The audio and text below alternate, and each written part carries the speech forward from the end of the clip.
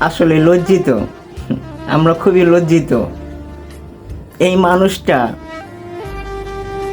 মাঠে, অনলাইনে এমন কোনো জায়গা তার অবদান ছিল না। আমাদেরকে স্বাধীনতা এনে দিছে, বাক স্বাধীনতা এনে দিছে। বিনিময়ে এই ছেলেটার বাড়ি নাই, এখন জান নিয়ে পালাইতে হইতেছে। মানুষ রে, আমরা বড় আজব মানুষ।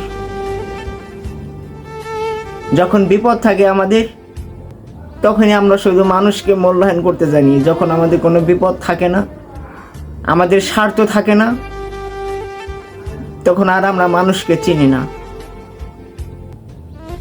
তবে বিপ্লবীরা কখনো হারে না, বিপ্লবীরা হারতে পারে না।